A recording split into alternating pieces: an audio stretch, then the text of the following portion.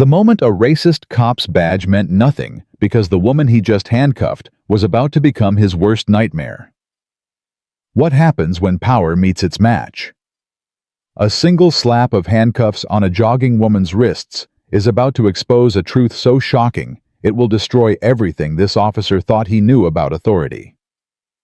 Stay with me until the end of this incredible story and comment what city you're watching from, so I can see how far this story travels across the world. The morning sun cast long shadows across Maple Grove's pristine sidewalks, where perfectly manicured lawns stretched like green carpets between million-dollar homes.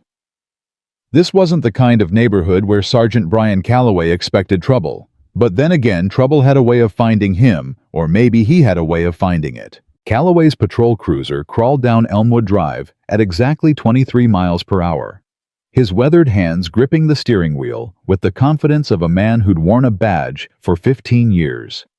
His steel-gray eyes swept the quiet street like a predator scanning for prey, cataloging every detail: the expensive cars and driveways, the elaborate security systems, the subtle signs of wealth that whispered rather than shouted. At 42, Calloway had earned his reputation as a cop who didn't take any nonsense from anyone. His colleagues respected his instincts, his superiors appreciated his results, and the community, well, the community knew better than to cross him.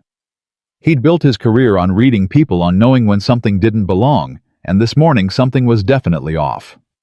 The rhythmic pounding of running shoes on pavement caught his attention first.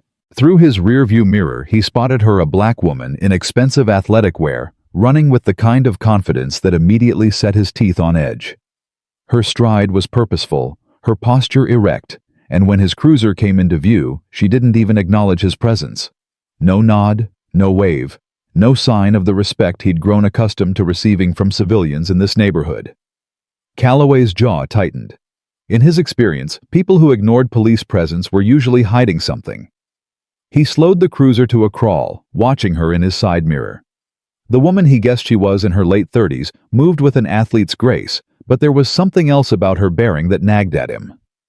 She ran like she owned the sidewalk, like she belonged here among these expensive homes and luxury cars. "Interesting," he muttered, reaching for his radio. "Dispatch, this is Unit 247. I'm conducting a routine patrol on Elmwood Drive. Possible suspicious activity." The radio crackled to life.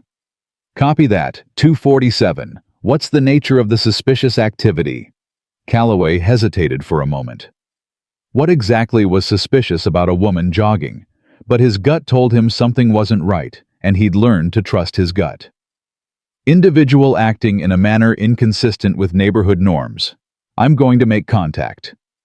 He pulled the cruiser to the curb just ahead of where the woman was running and stepped out, his hand instinctively moving to rest on his duty belt. The morning air was crisp, carrying the scent of freshly cut grass and expensive coffee from the nearby cafe. This was exactly the kind of morning that could turn from routine to memorable in the span of a heartbeat. The woman approached at a steady pace, showing no signs of altering her route or acknowledging his presence. Her breathing was controlled, her focus straight ahead, as if the police cruiser and the uniformed officer standing beside it were completely invisible to her. "Excuse me, miss," Calloway called out, his voice carrying the authoritative tone that had served him well throughout his career. "I'd like to have a word with you." She slowed slightly, but didn't stop, her eyes finally meeting his with an expression that was neither friendly nor hostile, simply neutral, as if he were nothing more than another obstacle in her morning routine. "Is there a problem, officer?" Her voice was cultured, educated, with just a hint of something that sounded almost amused. "That's what I'm trying to determine," Calloway replied, studying her face for any telltale signs of guilt or nervousness. What he saw instead was a woman who seemed completely at ease, as if being stopped by police was merely an inconvenience rather than a cause for concern. "You mind telling me what you're doing in this neighborhood?" The question hung in the morning air like a challenge. The woman's eyebrows rose slightly, and for just a moment Calloway thought he saw something flash in her dark eyes. Surprise maybe, or disbelief. "I'm jogging," she said simply, her tone suggesting that the answer should have been obvious. I can see that, Calloway said, his patience beginning to wear thin. What I'm asking is whether you live around here or if you're just visiting. The emphasis on the last word was subtle but unmistakable. The woman's expression shifted almost imperceptibly, a hardness creeping into her features that hadn't been there moments before. "And why would that be relevant to you, officer?" she asked, her voice still controlled, but with an edge that suggested she was used to asking questions rather than answering them. Calloway felt his irritation spike. This was exactly the kind of attitude that made his job more difficult than it needed to be. People who thought they were too good to show proper respect to law enforcement, who acted like they had something to prove. "Look, miss," he said, taking a step closer. "I'm just trying to do my job here. We've had some reports of suspicious activity in this area and I'm following up. Now I can make this easy or I can make this hard, but either way I'm going to need to see some identification." The woman stopped jogging entirely now, turning to face him fully. Up close, Calloway could see that her athletic wear wasn't just expensive, it was premium quality, the kind of gear that cost more than most people made in a week. Her running shoes alone probably cost $300. "Reports of suspicious activity," she repeated slowly, as if tasting the words. "What kind of suspicious activity?" "The kind that requires me to verify who you are and why you're here," Calloway replied, his hand moving to rest on his radio. "ID, please." For a long moment, the two of them stood there in a silent standoff. The morning breeze rustled through the oak trees that lined the street, and somewhere in the distance, a lawnmower started up. It was the kind of peaceful suburban morning that belonged on a postcard, except for the tension crackling between the police officer and the woman he'd stopped. "Officer," she said finally, her voice taking on a tone that was both patient and condescending. "Am I under arrest?" "Not yet," Calloway replied, the words coming out more sharply than he'd intended. "Am I being detained?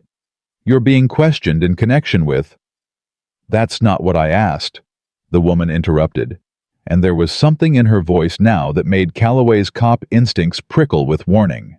"Am I being detained, yes or no?" Calloway felt his face flush with anger. This was exactly the kind of legal technicality nonsense that criminals and their lawyers used to tie up honest police work. People who knew just enough about the law to be dangerous, who thought they could outsmart a veteran cop with their fancy vocabulary and superior attitudes. "You know what?" he said, his voice rising slightly. "You're being awfully uncooperative for someone who claims to have nothing to hide. In my experience, innocent people don't have a problem showing their ID when asked by a police officer." "And in my experience," the woman replied coolly, "innocent people don't have to prove their innocence to satisfy a police officer's curiosity." The word curiosity hit Calloway like a slap in the face. Curiosity. This wasn't curiosity. This was police work. Real police work, the kind that kept neighborhoods like this safe and clean. The kind that people like her took for granted until they needed it. "Listen here," he said, taking another step forward, close enough now that he could smell her expensive perfume mixed with the clean scent of exertion. "I don't know who you think you are, but I know exactly who I am," she interrupted again, and this time there was something almost dangerous in her calm tone. "The question is, do you?" Before Calloway could respond, the sound of squealing brakes filled the air. A sleek black Tesla had come to an abrupt stop at the intersection just ahead of them, and the driver, a middle-aged white man in an expensive suit, was staring at the scene unfolding on the sidewalk with obvious alarm. Calloway's attention was immediately drawn to the car. Tesla Model S, probably $60,000 new, with license plates that screamed money and influence. The kind of car that belonged in this neighborhood, driven by the kind of people who lived here. "That your car?" he asked the woman, nodding toward the Tesla. She followed his gaze and smiled. Actually smiled, as if he'd just said something amusing. "No, officer, that's not my car." But Calloway had caught something in her expression, a flicker of recognition when she looked at the Tesla's driver. His cop instincts were screaming now, telling him that there was more to this situation than met the eye. "You know that driver," he pressed. "I know a lot of people," she replied evasively. That was it. Calloway had heard enough evasive answers, enough smart-ass comments, enough disrespect to last him the rest of his career. This woman was obviously up to something, and he was going to find out what it was, even if he had to arrest her to do it. "Turn around." He ordered, his hand moving to his handcuffs. "Put your hands behind your back." The woman's eyes widened in genuine surprise. "Excuse me." "You heard me? Turn around, hands behind your back. You're under arrest for obstruction of justice and failure to comply with a lawful order." "This is ridiculous," she said, but there was something in her voice now that hadn't been there before. Not fear exactly, but a kind of shocked disbelief, as if she couldn't quite believe what was happening. "The only thing that's ridiculous," Calloway replied, pulling out his handcuffs, "is thinking you can disrespect a police officer and get away with it. Now turn around before I add resisting arrest to the charges." For a moment, the woman just stared at him, and Calloway could see her mind working, calculating, deciding how to play this. Then, to his surprise, she actually laughed, a short, sharp sound that was completely devoid of humor. "You have no idea what you're doing," she said quietly. "I know exactly what I'm doing," Calloway shot back. "I'm doing my job." He reached for her wrist, intending to force her to turn around, but she pulled back sharply, her eyes flashing with anger. "Don't touch me," she warned, her voice dropping to a dangerous whisper. "Lady, you are seriously testing my patience here," Calloway growled, lunging forward to grab her arm. "You can cooperate, or I can make you cooperate, but either way." The slap of metal against skin was sharp and final. The handcuffs clicked shut around her wrists with a sound that seemed to echo through the quiet morning air like a gunshot. Calloway had moved faster than she could react, catching her off guard and securing the cuffs before she could pull away again. "There," he said with satisfaction, slightly out of breath from the brief struggle. "Now we can have a civilized conversation." But as he looked at the woman's face, he felt the first tiny flutter of uncertainty in his chest. She wasn't angry anymore, not visibly anyway. Instead, she was looking at him with an expression of such profound disappointment that it made him feel like a child who had just broken something precious and irreplaceable. "Officer," she said quietly, her voice steady despite the handcuffs, "do you have any idea what you've just done?" "I've arrested a suspect who was refusing to cooperate with a police investigation," Calloway replied automatically, but even as he said the words, they sounded hollow in his own ears. The woman shook her head slowly. "No, you've just made the biggest mistake of your career." Before Calloway could ask what she meant, the Tesla's door slammed shut, and footsteps approached rapidly. The man from the car, tall, distinguished, with silver hair and the kind of confident bearing that came from money and power, was walking toward them with purpose. "Officer!" The man called out, his voice carrying the authority of someone accustomed to being heard. "I'm going to need you to explain what's happening here." Calloway turned to face the newcomer immediately, noting the expensive suit, the Rolex watch, the general air of importance that surrounded him like an invisible cloud. This was obviously someone who mattered in this community, someone whose opinion could affect Calloway's career if he wasn't careful. "Sir, I'm conducting a police investigation," Calloway replied, automatically shifting into the more respectful tone he reserved for people who looked like they could cause him problems. This individual was acting suspiciously and refused to provide identification when asked.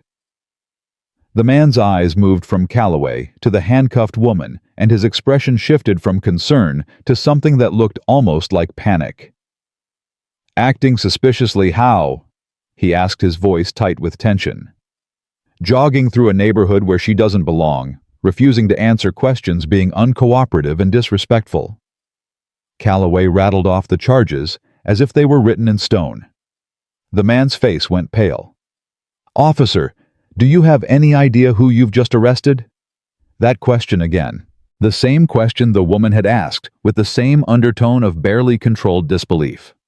Calloway felt his confidence begin to waver, but he pushed the feeling down.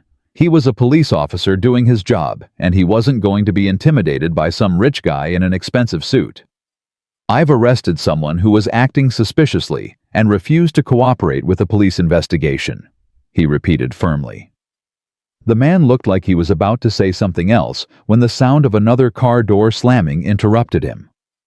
This time, it was a black SUV with tinted windows, the kind of vehicle that screamed law enforcement even without any visible markings. Calloway's stomach dropped as he recognized the man who climbed out of the driver's seat. Captain Ronald Briggs. His commanding officer was walking toward them with the grim expression of someone who had just received very bad news. "Calloway." Briggs called out, his voice carrying across the morning air like a death sentence. "What the hell is going on here?" The captain's arrival changed everything. Suddenly, the quiet suburban street felt like the center of the universe, with all eyes focused on the tableau of the handcuffed woman, the nervous man in the expensive suit, and the police officer who was beginning to realize that he might have made a very serious mistake. Captain Calloway began trying to keep his voice steady. "I was conducting a routine patrol when I observed suspicious behavior. The suspect was uncooperative and refused to provide identification, so I made an arrest." Briggs looked at the woman in handcuffs, and Calloway watched in growing alarm as his captain's face went through a series of expressions: surprise, recognition, and finally something that looked very much like horror. "Calloway," Briggs said slowly, his voice deadly quiet. "Do you know who you've arrested?" "A suspect who was Jesus Christ," Briggs interrupted, running a hand through his gray hair. "Uncuff her, now." "Sir." "You heard me. Take the handcuffs off. Right now." Calloway hesitated, confusion and fear warring in his chest. "Captain, with all due respect, this individual was clearly—" "Sergeant Calloway," the woman said quietly, and something in her tone made him look at her sharply. "I think you should listen to your captain." The use of his rank, spoken with such calm authority, sent a chill down Calloway's spine. There was something in her voice that spoke of command, of someone who was used to giving orders rather than taking them. "Who are you?" he asked, his voice barely above a whisper. The woman looked directly into his eyes, and in that moment, Calloway saw something that made his blood turn to ice. It wasn't anger or fear or even contempt. It was pity, the kind of pity reserved for someone who had just destroyed their own life without even realizing it. "My name," she said with quiet dignity, "is Chief Simone Daniels, and you, Sergeant Calloway, have just arrested your boss." The words hit Calloway like a physical blow. The world seemed to tilt on its axis, and for a moment he couldn't breathe. Chief Daniels. The woman he had handcuffed, the woman he had accused of not belonging in this neighborhood, the woman whose authority he had questioned and whose rights he had violated, she was the chief of police. His boss. His boss's boss. The person who could end his career with a single word. The handcuffs suddenly felt like they weighed 1,000 pounds in his hands. The morning sun, which had seemed so pleasant just minutes before, now felt harsh and unforgiving against his face. The quiet suburban street had become the stage for his professional execution, and he had been the one to tie the noose around his own neck. "Sir," he stammered, his hands shaking as he reached for the key to the handcuffs. I wasn't aware. How was I supposed to know?" Chief Daniels turned her back to him so he could remove the cuffs, but she spoke over her shoulder, and every word was like a nail in his coffin. "You weren't supposed to know, Sergeant. That's exactly the point. You saw a black woman jogging in an affluent neighborhood, and you automatically assumed she didn't belong. You didn't see a potential resident, a potential homeowner, a potential colleague. You saw a threat that needed to be neutralized." The handcuffs came free with a soft click, but the damage was already done. Calloway's hands were trembling so badly that he nearly dropped the cuffs as he stepped back. Chief Daniels rubbed her wrists where the metal had bitten into her skin, and the red marks served as a permanent reminder of his catastrophic error in judgment. "Chief Daniels." Captain Briggs said, his voice tight with embarrassment and barely controlled anger. "On behalf of the department, I want to apologize for—" "Don't," she said quietly, holding up a hand to stop him. "Don't apologize for him, Ron. Let him speak for himself." All eyes turned to Calloway, who found himself face to face with the woman whose authority he had just publicly questioned, whose rights he had violated, whose dignity he had trampled. The woman who held his career in her hands. He began, then stopped, the words dying in his throat. What could he possibly say? How could he explain that his 15 years of experience, his finely tuned instincts, his dedication to keeping the community safe, had led him to arrest his own chief? "You? What, Sergeant?" Chief Daniels asked, her voice still calm, but with an undercurrent of steel that made it clear she expected an answer. "I was doing my job," he said finally, the words sounding weak and pathetic even to his own ears. "Your job," she repeated slowly. "Your job is to serve and protect all citizens, regardless of their race, their economic status, or whether you think they belong in a particular neighborhood. Your job is to respect people's constitutional rights, not to violate them, because someone doesn't show you what you consider to be proper deference." Each word was delivered with surgical precision, cutting away at the foundation of everything Calloway had believed about himself and his work. He had always prided himself on being a good cop, a fair cop, someone who treated everyone equally under the law. But standing here in the morning sun, listening to his chief enumerate his failures, he began to wonder if he had been lying to himself all these years. "I thought," he began, then stopped again. What had he thought?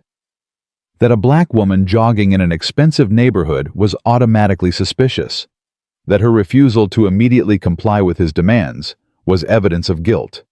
That her educated vocabulary and confident bearing were signs of disrespect rather than strength. "You thought what, Sergeant?" The question hung in the air like a sword suspended over his head. Around them, the quiet neighborhood was beginning to stir. Curtains twitched and windows' doors opened slightly, and Calloway could feel the weight of unseen eyes watching his humiliation unfold. "I thought she was acting suspiciously," he said finally, knowing even as he spoke that the words were inadequate. "Suspiciously," Chief Daniels repeated. "A woman jogging in athletic wear on a public sidewalk in broad daylight was acting suspiciously." "What exactly was suspicious about my behavior?" "Sergeant." Calloway opened his mouth to respond, but no words came. What could he say? That she had ignored his presence? That she had run past expensive cars? That she had asked questions instead of immediately providing identification? None of those things were illegal, and all of them were perfectly normal behaviors for any citizen going about their daily routine. "The truth is," Sergeant Chief Daniels continued, when it became clear he wasn't going to answer, "you made assumptions based on my race. You saw a black woman in a wealthy, predominantly white neighborhood, and you decided I didn't belong. You used your badge and your authority to demand justification for my presence in a place where I have every right to be." "That's not—" Calloway started to protest, but she cut him off with a look. "Isn't it? Then explain to me what specific criminal activity you observed. What probable cause did you have to detain me? What articulable facts led you to believe I was engaged in suspicious behavior?" The legal terminology rolled off her tongue with the ease of someone who had spent years studying law enforcement procedures, someone who understood the constitutional principles that governed police conduct. Calloway realized with growing horror that she wasn't just his boss. She was someone who knew the law better than he did, someone who could dismantle his actions piece by piece using the very regulations he was supposed to uphold. He began, then fell silent. There had been no specific criminal activity. There had been no probable cause. There had been nothing but his own assumptions and prejudices, dressed up in the language of law enforcement professionalism.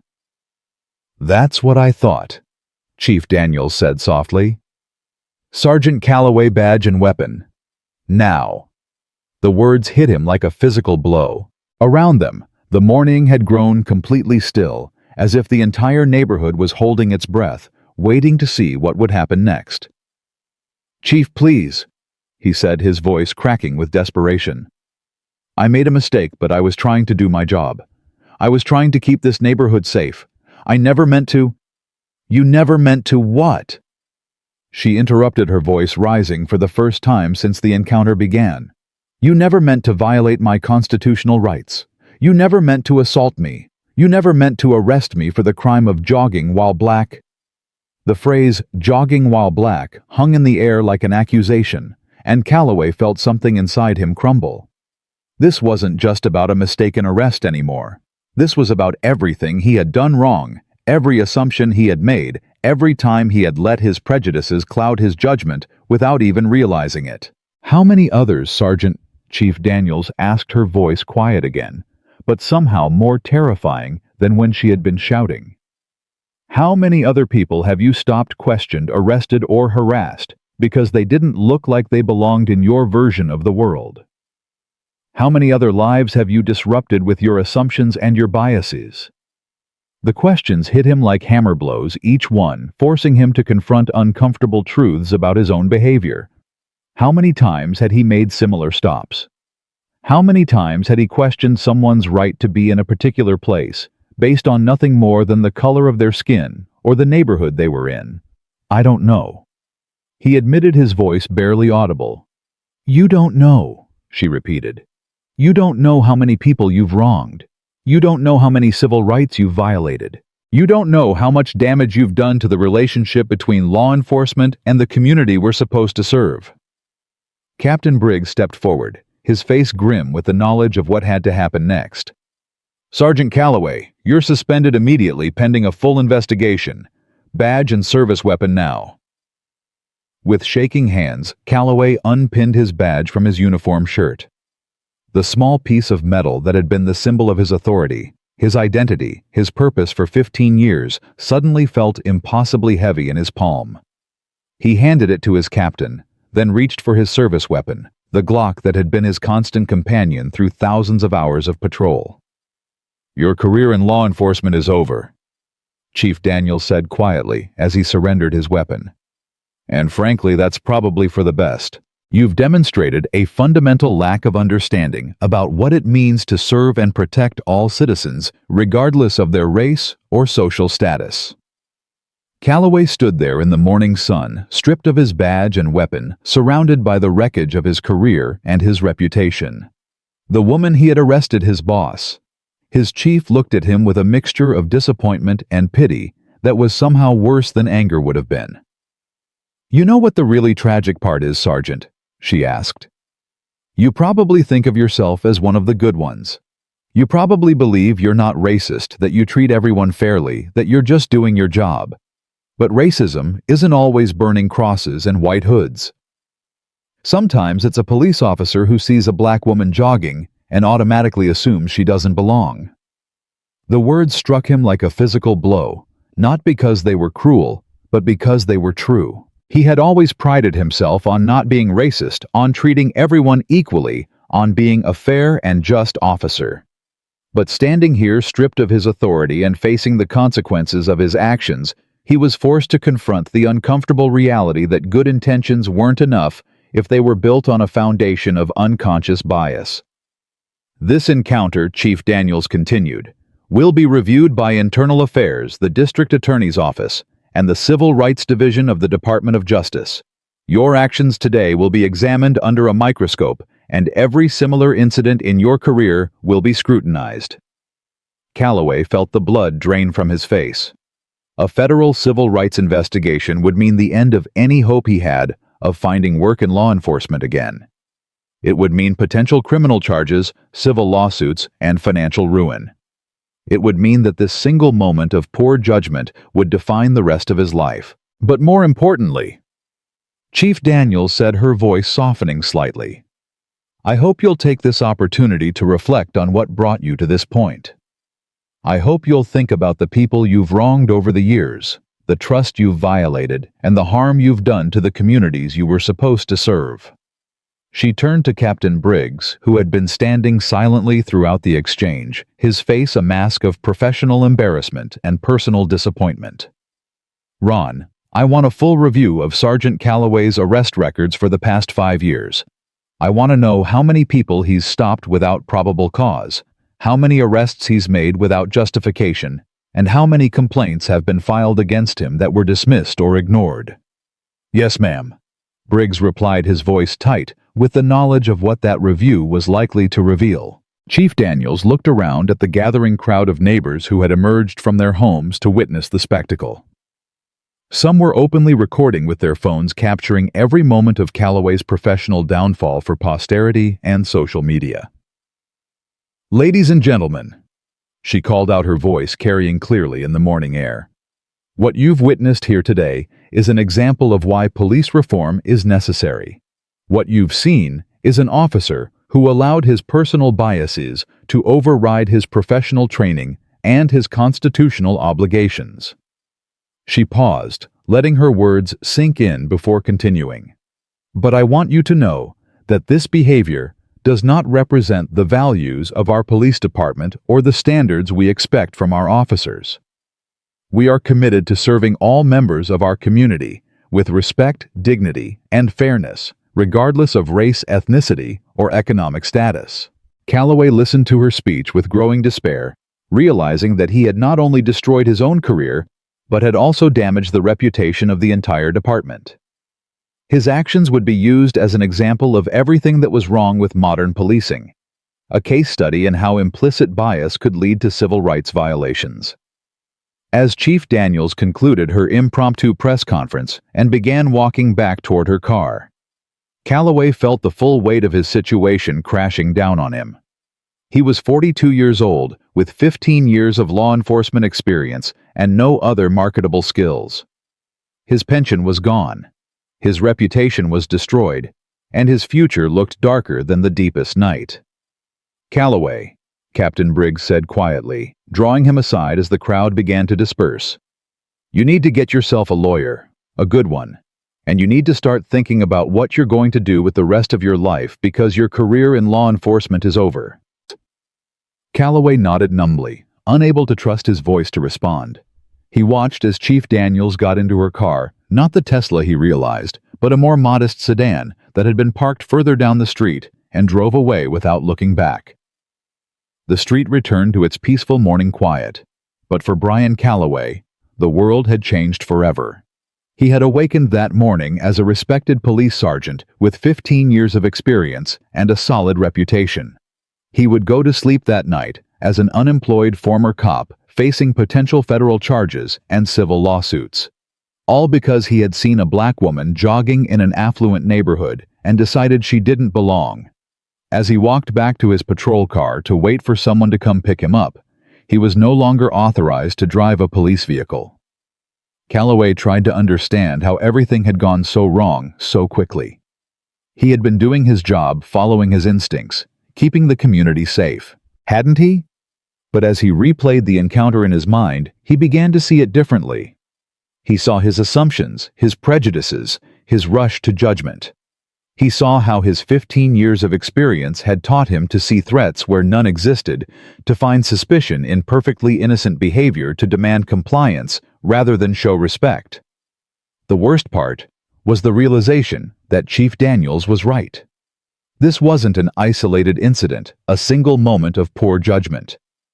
It was the culmination of years of similar encounters, similar assumptions, similar violations of people's rights that had been rationalized, justified, and forgotten. How many other Simone Daniels had he stopped over the years? How many other innocent people had been subjected to his suspicions and demands simply because they didn't fit his narrow definition of who belonged where? How many complaints had been filed against him that he had dismissed as the whining of criminals and troublemakers? Sitting in his patrol car, for what he knew would be the last time, Brian Calloway was forced to confront the uncomfortable truth that he was not the good cop he had always believed himself to be. He was exactly the kind of officer that communities were protesting against, the kind that civil rights organizations were fighting to reform, the kind that gave all law enforcement a bad name. And the most tragic part of all was that until this morning, he had never even realized it. The silence that followed Chief Daniels' departure stretched across Elmwood Drive like a suffocating blanket. Calloway sat in his patrol car, no longer a police officer, but not yet ready to accept what that meant. His hands gripped the steering wheel of a vehicle he was no longer authorized to drive, watching neighbors retreat into their homes, with phones still recording their morning entertainment now concluded. Captain Briggs approached the cruiser with the measured steps of a man delivering last rites. When he tapped on the window, Calloway rolled it down with mechanical precision, his movements automatic, despite his shattered world. "Transport's on the way," Briggs said, his voice professionally neutral, but tinged with something that might have been sympathy. "Officer Martinez will drive you back to the station to complete the paperwork." "Ron?" Calloway began using his captain's first name for what might be the last time. "You know me. You know I'm not—" "What I know," Briggs interrupted, "is that I just watched one of my sergeants arrest the chief of police because she was jogging while black. What I know is that I'm about to have reporters, federal investigators, and civil rights lawyers crawling up my ass for the next 6 months because of what happened here." The words hit Calloway like physical blows. It wasn't about race. She was acting suspicious. She wouldn't cooperate. She was jogging Brian, on a public sidewalk, in broad daylight, wearing expensive athletic gear that probably cost more than your monthly salary. Briggs shook his head in disgust. "And when you asked for ID, she exercised her constitutional right to refuse. That's not suspicious behavior, that's citizenship." A black and white patrol car turned onto Elmwood Drive, and Calloway watched it approach with the same sick fascination someone might feel watching their own execution.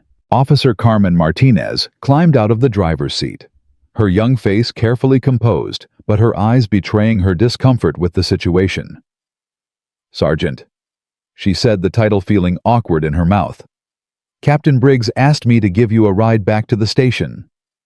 Calloway nodded and climbed into the passenger seat of Martinez's cruiser, a position that felt alien and humiliating. As they drove through the suburb that had been his patrol territory for the past 3 years, he saw it differently now, not as his domain to protect, but as a place where his prejudices had been allowed to flourish unchecked. The silence in the car was broken only by the occasional radio chatter and the soft hum of the engine. Martinez kept her eyes on the road, clearly uncomfortable with transporting her former superior under these circumstances. Finally, she spoke. "Sergeant, can I ask you something?" "I'm not your sergeant anymore, Carmen. Just call me Brian." "Okay, Brian. What were you thinking out there? I mean Chief Daniels. Everyone knows her car. Everyone knows where she lives. She runs that same route every Tuesday and Thursday morning." The words hit Calloway like a bucket of ice water. "What do you mean everyone knows? She lives on Oakmont Circle, about 6 blocks from where you stopped her. That Tesla that stopped. That was probably her neighbor, Mr. Henderson. He owns the accounting firm downtown." Martinez glanced at him briefly before returning her attention to the road. "The whole neighborhood knows her. She's been living there for 3 years. Calloway felt his stomach drop even further.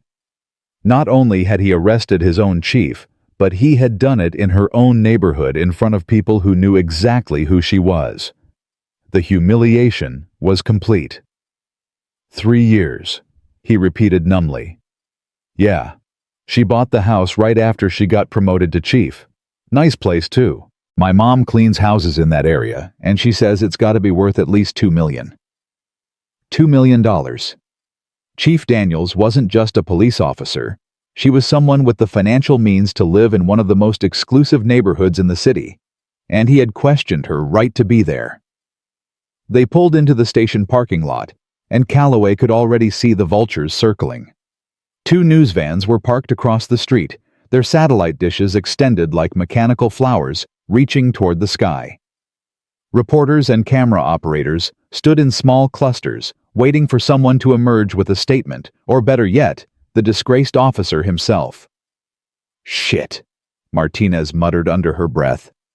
"Back entrance," Calloway said quickly, recognizing that a perp walk in front of cameras would only make his situation worse. Martinez nodded and drove around to the rear of the building. But as they approached the back door, Calloway's heart sank again. More reporters waited there, alerted by colleagues or police scanners that something big was happening. "I can't avoid them forever," he said with resignation. "Maybe not, but you can avoid them today." Martinez parked close to the door and spoke into her radio. "Dispatch, this is Unit 341. We're at the rear entrance and need an escort inside." Within moments, 2 officers emerged from the building and flanked the patrol car, creating a human shield as Calloway made his way inside. The reporters shouted questions over each other, their voices creating a cacophony of accusations and demands for comment. "Sergeant Calloway, do you have anything to say about arresting your own chief? Was this arrest racially motivated? How long have you been targeting black residents in affluent neighborhoods?" The questions followed him through the door and seemed to echo in the hallway even after it closed behind him. Calloway found himself in the familiar environment of the police station, but everything felt different now. Officers he had worked with for years avoided his eyes. Conversations stopped when he passed, and the air itself seemed thick with judgment and disappointment. Detective Lisa Chen approached him with a manila folder in her hand. They had worked together on dozens of cases over the years, and her expression was carefully neutral, the look of someone trying to maintain professionalism while dealing with a radioactive colleague. "Brian," she said quietly, "Internal Affairs wants to see you. Conference Room B." Calloway nodded and followed her down the hallway, past the break room where officers gathered for coffee and gossip, past the bulletin board, where departmental announcements and commendations were posted, past all the familiar landmarks of his former life. Conference Room B was a windowless space dominated by a large table and uncomfortable chairs. 3 people waited inside: Lieutenant Sarah Moss from Internal Affairs Detective Jim Reeves, who specialized in civil rights violations, and a woman Calloway didn't recognize mid-50s professional attire with the confident bearing of someone who didn't work for the police department. "Sergeant Calloway," Lieutenant Moss began gesturing for him to take a seat. "I'm sure you understand why we're here." "Former Sergeant Calloway," the unknown woman corrected smoothly. "Mr. Calloway is no longer a sworn officer of this department." "And you are?" Calloway asked, though he suspected he already knew. "Assistant District Attorney Margaret Walsh. I'm here to determine whether criminal charges should be filed in connection with this morning's incident." Criminal charges. The words hung in the air like a death sentence. Calloway had always known that police officers could face charges for misconduct, but it had always seemed like something that happened to other cops, the ones who planted evidence or used excessive force or took bribes. Not to veteran officers who were just doing their jobs. "Let's start from the beginning," Lieutenant Moss said, opening a digital recorder and placing it in the center of the table. "This interview is being conducted on Tuesday, September 27th, 2025, at 11:15 a.m. Present are Lieutenant Sarah Moss, Detective Jim Reeves, Assistant District Attorney Margaret Walsh, and former Sergeant Brian Calloway." The word "former" stung every time he heard it, a constant reminder that his career was over before he had even fully processed what had happened. "Mr. Calloway," Lieutenant Moss continued, "you have the right to have an attorney present during this interview. Do you wish to exercise that right?" "I don't need a lawyer," Calloway said automatically, then immediately wondered if that was a mistake. "I was doing my job. I had reasonable suspicion that—" "Stop right there," ADA Walsh interrupted, holding up a hand. "Before you say anything else, let me explain something to you. You violated the civil rights of a citizen under color of law. That's a federal crime punishable by up to 10 years in prison. You might want to reconsider the attorney question." 10 years in prison. The number hit Calloway like a physical blow, and suddenly the stuffy conference room felt even smaller. He had gone from respected police sergeant to potential federal prisoner in the span of a single morning. "I want to call my lawyer," he said, his voice barely above a whisper. "Smart choice," Walsh replied, sliding a business card across the table. This is the number for the police union's legal representative. Tell them you need criminal defense, not just administrative support." As Calloway fumbled for his phone with trembling hands, Lieutenant Moss leaned back in her chair and studied him with the clinical detachment of someone who had seen this scenario play out many times before. "You know Brian," she said, using his first name for the first time. "In 15 years of internal affairs investigations, I've never seen someone destroy their career so thoroughly in such a short period of time." "It was a mistake," Calloway said, still clutching his phone. "I thought she was acting suspiciously. I was trying to keep the neighborhood safe." "From what?" Detective Reeves spoke for the first time, his voice sharp with incredulity. "From a woman jogging. From someone who didn't immediately bow down to your authority. From a black person existing in a white neighborhood." "It wasn't about race," Calloway protested, but even as he said the words, they sounded hollow and unconvincing. "Then explain to me," Reeves continued, "what specific criminal activity you observed. What probable cause you had for detention. What articulable facts led you to believe Chief Daniels was engaged in suspicious behavior?" Calloway opened his mouth to respond, but no words came. The same questions Chief Daniels had asked, the same legal terminology he should have been able to answer easily after 15 years on the force, but his mind was blank. "That's what I thought," Reeves said with disgust. "You had nothing. No probable cause, no reasonable suspicion, no justification for the stop beyond your own biases and assumptions." The door to the conference room opened, and Captain Briggs entered with a thick file folder under his arm. His face was grim, and Calloway knew instinctively that whatever was in that folder would make his situation even worse. "Ladies and gentlemen," Briggs announced, "we have a problem. A big one."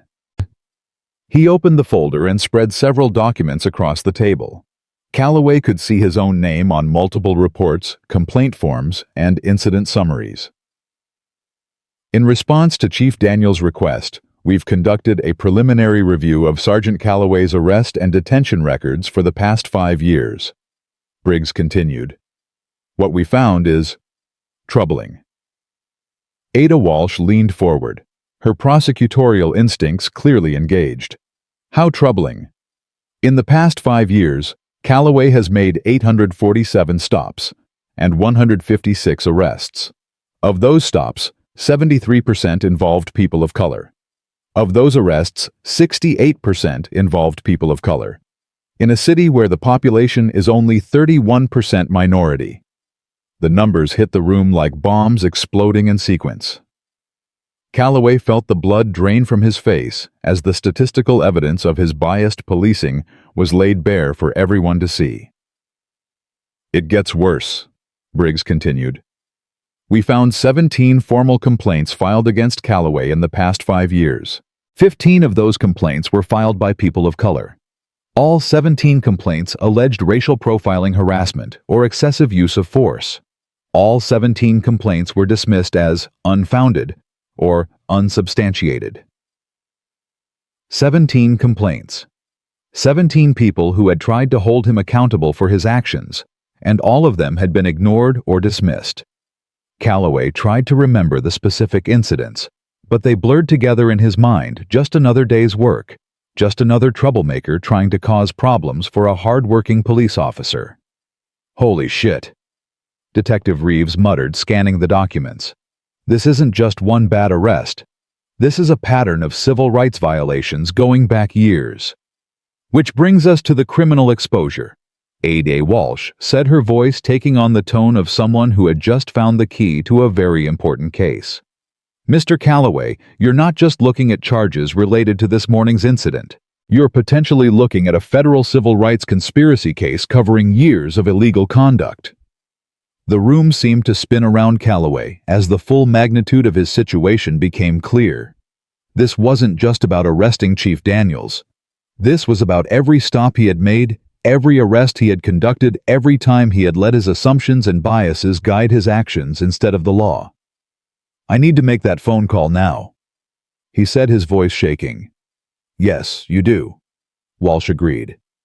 "And while you're at it, You might want to call your insurance company, because in addition to criminal charges, you're about to be sued by every person you've wrongfully arrested in the past 5 years. Lieutenant Moss gestured toward the door.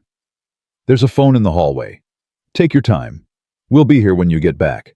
Calloway stood on unsteady legs and walked out of the conference room, leaving behind the documents that chronicled his pattern of misconduct and the officials who would determine his fate. The hallway seemed longer than usual, and every step felt like he was walking deeper into a nightmare from which he might never wake up. The phone booth was an anachronism in the modern police station, but it provided a small measure of privacy as he dialed the number on the business card.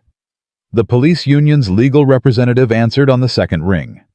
This is Attorney Michael Torres. How can I help you? This is Sergeant Brian Calloway, badge number 4472. I need legal representation. Federal criminal charges are being considered. There was a long pause on the other end of the line. Calloway, you're the one who arrested Chief Daniels this morning. Yes. Another pause longer this time. Mr. Calloway, I'm going to be honest with you. This case is going to be extremely high profile and the evidence against you appears to be substantial. The union will provide you with representation, but I want you to understand that your chances of avoiding criminal charges are minimal. Minimal. The word echoed in Calloway's head as he ended the call and leaned against the wall. 15 years of service, hundreds of arrests, thousands of hours protecting the community, and it would all be remembered for this single moment when he had handcuffed his own chief because he couldn't see past the color of her skin. When he returned to the conference room, the atmosphere had grown even more tense. Additional documents had been spread across the table, and Ada Walsh was speaking quietly with Detective Reeves while Lieutenant Moss typed notes into her laptop. Mr. Calloway, Walsh said as he took his seat. Your attorney is on his way. Until he arrives, we won't be conducting any formal questioning. However, I want you to understand the gravity of your situation. She picked up one of the documents from the table, a complaint form with Calloway's name prominently displayed. This complaint was filed 2 years ago by a college student named Marcus Johnson. He was walking home from the library when you stopped him for acting suspiciously in the campus area. You detained him for 45 minutes, searched his backpack, and ultimately arrested him for obstruction of justice when he asked why he was being stopped. Calloway remembered the incident vaguely. A young black man in expensive clothes walking through an area where several burglaries had occurred. He had been doing his job protecting the community. The charges were dropped, Walsh continued, and Mr. Johnson filed a complaint alleging racial profiling. The complaint was dismissed as unsubstantiated, despite the fact that you had no probable cause for the stop and no reasonable suspicion of criminal activity. She picked up another document. This complaint was filed 18 months ago by Dr. Patricia Williams, a pediatric surgeon who was stopped while driving through the Riverside district. You pulled her over for driving suspiciously and detained her for 20 minutes while you searched her car. No citations were issued, no arrests were made, and no contraband was found. The pattern was becoming clear, and Calloway could see how each incident that had seemed justified at the time now looked different when viewed as part of a larger whole. He had been targeting people of color, using his badge and his authority to harass citizens who had committed no crime beyond existing in spaces where he didn't think they belonged. Mr. Calloway, Detective Reeves said, do you see the pattern here? Do you understand how your actions over the past 5 years constitute a systematic violation of people's civil rights? Calloway stared at the documents spread across the table, each one representing a person whose life he had disrupted, whose rights he had violated, whose dignity he had trampled. The weight of his misconduct pressed down on him like a physical force, making it hard to breathe. I was trying to do my job, he said weakly, knowing how pathetic the words sounded. Your job, Lieutenant Moss replied, was to serve and protect all citizens equally. Instead, you used your position to harass and intimidate people based on their race. That's not police work, that's oppression under color of law. The door opened again, and a man in an expensive suit entered the room. Attorney Michael Torres was younger than Calloway had expected, with the confident bearing of someone who had dealt with high-profile cases before. "Gentlemen, ladies," Torres said, setting his briefcase on the table. "I'm here to represent Mr. Calloway. Before we proceed with any questioning, I'd like to speak with my client privately." Ada Walsh stood and gathered her papers. "Take all the time you need, counselor. We're not going anywhere."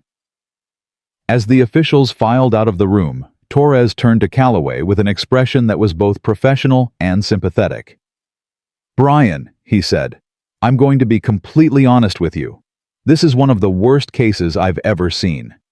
The evidence against you is overwhelming. The public interest is enormous and the political pressure to prosecute is intense." "Can you get me off?" Calloway asked desperately. Torres shook his head slowly. "Getting you off isn't the goal anymore. The goal is minimizing the damage. We're looking at plea negotiations, reduced charges, possibly cooperation with federal investigators, if there are other officers involved in similar conduct." Other officers. Calloway thought about his colleagues, his fellow sergeants, the culture of the department that had allowed his behavior to go unchecked for so long. How many other officers were conducting the same types of stops, making the same assumptions, violating the same rights? "What kind of sentence are we talking about?" Calloway asked. "If you go to trial and lose, you could be looking at 8 to 10 years in federal prison. If we can negotiate a plea deal, maybe 3 to 5 years. But Brian..." Torres paused for emphasis. "You need to understand that your law enforcement career is over forever. Even if you serve minimal time, you'll never work as a police officer again." The finality of that statement hit Calloway like a death sentence. Being a cop wasn't just his job. It was his identity, his purpose, his entire sense of self. Without the badge, without the authority, without the respect that came with the uniform, who was he? "There's something else," Torres continued. "The civil lawsuits are going to be devastating. Every person you've wrongfully arrested or detained can sue you personally as well as the department. We're talking about millions of dollars in potential liability." Millions of dollars. Calloway's house, his pension, his savings, his children's college funds, all of it could be gone. He could lose everything he had worked for over the past 15 years because of a pattern of behavior he had never even recognized as problematic. A knock on the door interrupted his thoughts, and Detective Reeves stepped back into the room. "Counselor, there's been a development. Chief Daniels is holding a press conference in 30 minutes. She's going to address this morning's incident and announce the federal investigation into the department's practices." Torres and Calloway exchanged glances. A press conference meant national attention, media scrutiny, and public pressure that would make any plea negotiations more difficult. "She's really going to destroy me," Calloway said quietly. "No, Brian." Torres replied with brutal honesty. "You destroyed yourself. Chief Daniels is just making sure everyone knows about it." As they prepared to face the next phase of what was quickly becoming the worst day of Brian Calloway's life, neither man could have imagined how much worse things were about to get. Because in 30 minutes, Chief Simone Daniels would reveal information that would transform a single officer's misconduct case into a federal investigation that would shake the entire police department to its core. The real reckoning was just beginning. The press conference was scheduled for the front steps of City Hall, and by 11:45 a.m., the gathering crowd had swelled beyond anything the city had seen in recent memory. News vans from 3 states lined the street, their satellite dishes reaching toward an overcast sky that seemed to mirror the somber mood of the occasion. Reporters jostled for position while camera operators tested their equipment, and citizens who had heard about the morning's events began to arrive in increasing numbers. Inside the police station, Calloway watched the live news coverage on a small television in the break room, flanked by his attorney and several officers who couldn't tear themselves away from the unfolding spectacle. The local news anchors were already calling it the biggest police misconduct story in the city's history, and that was before Chief Daniels had even spoken. "We should go," Torres said quietly, checking his watch. "The last thing we want is for you to be seen here when she starts talking about federal investigations." But Calloway couldn't move. He was transfixed by the sight of Chief Daniels emerging from a black sedan, flanked by FBI agents and Department of Justice officials. She had changed from her running attire into a crisp navy blue suit that projected authority and competence. The red marks on her wrists were barely visible, but the cameras would undoubtedly capture them. "Jesus Christ," whispered Officer Martinez, who had driven Calloway back to the station. "She's got federal backup. This isn't just about you anymore, Brian." The realization hit everyone in the room simultaneously. When the FBI and DOJ showed up to a local press conference, it meant the investigation had already moved far beyond a single incident of misconduct. It meant pattern and practice. It meant conspiracy. It meant careers and lives destroyed on a scale that dwarfed anything they had imagined. On screen, Chief Daniels approached the podium with the measured steps of someone who had been preparing for this moment far longer than the few hours since her arrest. She looked directly into the cameras, her expression composed, but with an underlying steel that promised consequences. "Ladies and gentlemen," she began, her voice carrying clearly across the crowd, "this morning, I was arrested by one of my own officers while jogging in my neighborhood. Sergeant Brian Calloway handcuffed me, detained me, and violated my constitutional rights because he believed that a black woman running in an affluent area was inherently suspicious." The crowd murmured, phones captured every word, and social media feeds began exploding with outrage and disbelief. But Chief Daniels was just getting started. However, this incident represents far more than one officer's bias and poor judgment. What happened to me this morning has been happening to countless members of our community for years, and it stops today. She paused, letting the weight of her words settle over the crowd before delivering her first devastating revelation. 6 months ago, I initiated an undercover investigation into allegations of systematic racial profiling within our police department.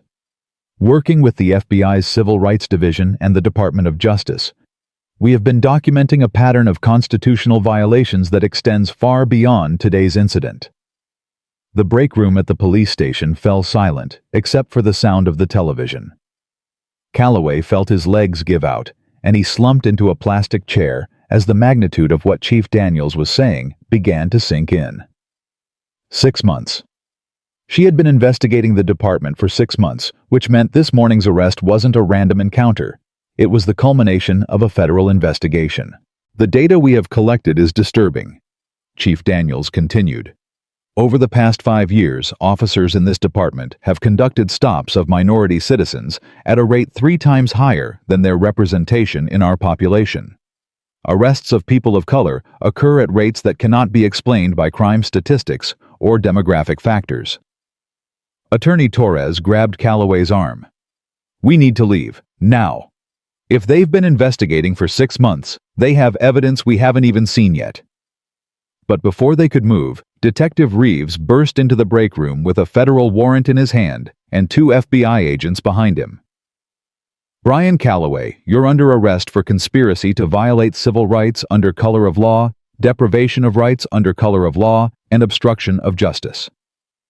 The handcuffs clicked around Calloway's wrists with the same metallic finality he had heard that morning, except this time he was the one being arrested. The irony was so bitter he could taste it. As the agents led him from the break room, he could hear Chief Daniels' voice continuing to echo through the building. "We have documented evidence of a culture within this department that not only tolerated racial profiling, but actively encouraged it. Supervisors who dismissed valid complaints, training officers who taught recruits to view certain communities as inherently criminal, and a command structure that rewarded officers for high arrest numbers without regard for constitutional violations." The federal agents escorted Calloway through the same hallways where he had walked as a police officer just hours earlier, but now he was a prisoner in federal custody. Officers he had worked with for years watched him pass with expressions ranging from shock to disgust to fear for their own careers. As they reached the building's rear exit, Calloway could hear his former colleagues beginning to panic. Voices rose in the break room behind him as officers realized that if Chief Daniels had been investigating for 6 months, any of them could be next. The federal warrant in Reeves's hand suggested this was just the beginning of a much larger roundup. The FBI agents loaded Calloway into an unmarked sedan, and as they drove away from the police station, he could see the news helicopters circling overhead like vultures. His arrest would be the lead story on every channel, his mugshot would be plastered across social media, and his name would become synonymous with everything wrong with modern policing. The federal courthouse was a 15-minute drive from the police station, but it felt like a journey to another world. The building represented justice at its highest level, federal law enforcement, with unlimited resources and unwavering commitment to civil rights. As they pulled into the secure parking garage, Calloway realized he was about to face the full power of the United States government. The processing area was clinical and efficient. Federal agents photographed him, fingerprinted him, and inventoried his personal effects with the same methodical precision they would use for any criminal defendant. The orange jumpsuit they gave him was a size too large, making him look smaller and more pathetic than he felt possible. "Mr. Calloway," said Agent Sarah Mitchell, a woman in her 40s with the no-nonsense demeanor of someone who had built her career prosecuting civil rights violations. "You're going to be arraigned this afternoon. Your attorney is already here, and I suggest you listen carefully to what he has to say." She led him to a small conference room where Torres was waiting with a stack of legal documents and an expression that suggested the situation had gotten even worse in the hour since they had been separated. "Brian," Torres began without preamble, "the federal complaint is devastating. They have recordings, video evidence, statistical analysis, and testimony from dozens of witnesses. This isn't just about today's arrest. They're charging you with a conspiracy that goes back 5 years. He slid a copy of the federal complaint across the table. The document was thick, meticulously detailed, and filled with legal language that painted Calloway as the ringleader of a systematic campaign to violate the civil rights of minority citizens. "Conspiracy?" Calloway asked, his voice barely above a whisper. "I never conspired with anyone. According to the government, you did. They're alleging that you worked with other officers to target minority neighborhoods, that you shared information about successful harassment techniques, and that you participated in a culture of racial profiling that amounted to a criminal enterprise." Calloway flipped through the complaint, seeing his own name mentioned dozens of times alongside officers he had worked with for years. Sergeant Mike Rodriguez, who had trained him when he first joined the force. Detective Angela Thompson, who had been his partner for 2 years. Captain Briggs himself was mentioned as a potential co-conspirator for dismissing complaints and encouraging aggressive policing tactics. "How many others have been arrested?" Calloway asked. "So far, just you. But there are sealed indictments for at least 6 other officers. The FBI is rolling them up one by one, probably trying to get some of them to cooperate in exchange for reduced sentences." The door to the conference room opened, and Agent Mitchell returned with a digital tablet and a serious expression. "Mr. Calloway, I'm here to make you an offer. The government is prepared to recommend a reduced sentence in exchange for your full cooperation in our ongoing investigation." Torres held up a hand. "Agent Mitchell, my client hasn't even been arraigned yet. Isn't this a bit premature?" "Counselor, your client is facing 25 years in federal prison if he's convicted on all counts. We're offering him a chance to serve 5 years and keep his pension. I'd say that's pretty generous considering the evidence we have." 25 years. The number hit Calloway like a physical blow. He would be 67 years old when he got out, his life essentially over. His wife would leave him, his children would grow up ashamed of their father, and he would emerge from prison as a broken old man with no prospects and no future. "What kind of cooperation are you looking for?" Torres asked carefully. "We want information about the culture within the police department. Who encouraged racial profiling? Who dismissed valid complaints? Who created the environment that allowed this to happen? Agent Mitchell leaned forward.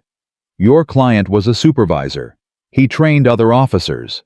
He had access to information and decision-making processes that lower-level officers didn't have. Calloway thought about his fellow officers, the men and women he had worked with for 15 years. Could he really betray them to save himself? Could he point fingers at colleagues who had trusted him, who had considered him a friend? I need time to think about this, he said. You don't have much time, Agent Mitchell replied. The arraignment is in 2 hours, and after that the plea offer gets less generous. The government is moving fast on this case because the public interest is enormous. As if to emphasize her point, Agent Mitchell turned on the television mounted in the corner of the conference room. Chief Daniels' press conference was still ongoing, and the questions from reporters were becoming increasingly aggressive. Chief Daniels, how long has this investigation been ongoing? The formal federal investigation began 6 months ago, but concerns about discriminatory policing practices in this department have been raised for years. Unfortunately, those concerns were consistently dismissed by department leadership. Are you saying that Captain Briggs and other supervisors were aware of racial profiling and chose to ignore it? Chief Daniels paused for a moment, choosing her words carefully. I'm saying that when citizens file complaints alleging civil rights violations, those complaints deserve thorough investigation. When patterns emerge that suggest systematic misconduct, they deserve immediate attention. And when officers repeatedly engage in behavior that violates constitutional rights, they deserve consequences. The camera panned across the crowd, showing angry faces and protest signs that had begun to appear. No justice, no peace, read one. End police terror, declared another. The community's outrage was palpable, and Calloway realized that his actions had sparked something much larger than a single misconduct case. Chief Daniels, called out a reporter from the local news station. What message does this send to other officers who might be engaging in similar conduct? The message is simple. Chief Daniels replied, her voice steady and firm. The days of policing with impunity are over. Every officer in this department will be held accountable for their actions, regardless of rank, regardless of seniority, regardless of political connections. We serve the entire community, and we will treat every citizen with the respect and dignity they deserve. Torres muted the television and turned back to Agent Mitchell. What specific information are you looking for from my client? We want names, dates, specific incidents. We want to know who else was involved in targeting minority citizens. We want to know which supervisors knew about it and did nothing. We want to know how deep this conspiracy goes. The word conspiracy kept coming up, and each time Calloway heard it, he felt another piece of his former life crumble away. He had never thought of his actions as part of a conspiracy. He had thought he was doing good police work, keeping dangerous neighborhoods safe, protecting law-abiding citizens from criminal elements. But as he sat in the federal conference room, wearing an orange jumpsuit and facing decades in prison, he began to see his career differently. The stops that had seemed justified at the time now looked like harassment. The arrests that had seemed necessary now appeared to be violations of constitutional rights. The culture of aggressive policing that he had embraced and helped perpetuate was revealed as a systematic oppression of minority communities. I need to call my wife, Calloway said suddenly. Agent Mitchell nodded. You can make one phone call before the arraignment. But Mr. Calloway, I want you to think very carefully about our offer. This investigation is going to continue with or without your cooperation. The only question is whether you're part of the solution or you go down with everyone else. 20 minutes later, Calloway sat in a small room with a secure phone, staring at the numbers he had dialed 1,000 times, but never under circumstances like these. When Karen answered, her voice was tight with worry. Brian, I saw the news. They're saying you were arrested by the FBI. It's true, Karen. I'm in federal custody. They're charging me with civil rights violations. The silence on the other end of the line stretched for what felt like an eternity. When Karen finally spoke, her voice was barely above a whisper. "How bad is it?" "Bad. Really bad. They're talking about 25 years in prison." He heard her sharp intake of breath, then the sound of muffled crying. Karen had been a police wife for 15 years, supporting his career through long hours and dangerous situations. She had believed in his work, trusted his judgment, and defended him when neighbors complained about aggressive policing in their community. "What are you going to do?" she asked. "I don't know. They want me to cooperate to give them information about other officers. But Karen, if I do that, I'm basically destroying the careers of people I've worked with for years." "Brian." Karen said, her voice stronger now. "Those people aren't going to help you. They're not going to visit you in prison or support our family while you're gone. You need to think about us, about the kids, about your future." The mention of his children, Emma, who was starting her senior year of high school, and Michael, who was just beginning middle school, brought home the human cost of his situation. They would grow up with a father in federal prison, branded as criminals by association, struggling to understand how their hero had become a villain. "I have to go," he said. "The arraignment is starting soon." "Brian," Karen said, her voice breaking. "I love you, but you need to fix this. Whatever it takes, you need to fix this." The line went dead, and Calloway sat alone in the small room contemplating the wreckage of his life. 15 years of what he had thought was honorable service had been revealed as a pattern of constitutional violations. His marriage was hanging by a thread, his children's futures were compromised, and his own life was effectively over. Agent Mitchell returned to escort him to the arraignment, and as they walked through the courthouse corridors, Calloway could see the media circus outside through the windows. Protesters had joined the reporters, and the crowd had grown to several hundred people. His name was being chanted with words like racist and criminal, and his face was already appearing on homemade signs calling for justice. The courtroom was packed with reporters, civil rights activists, and curious citizens who had managed to secure seats. Federal Judge Patricia Morrison presided with the grave demeanor of someone who understood the historical significance of the proceedings. When Calloway was led to the defendant's table in shackles and orange jumpsuit camera flashes illuminated the room, despite the court's prohibition on photography.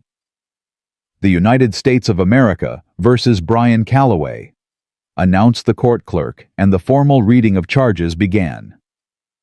Count 1, conspiracy to violate civil rights under color of law in violation of Title 18 United States Code Section 241.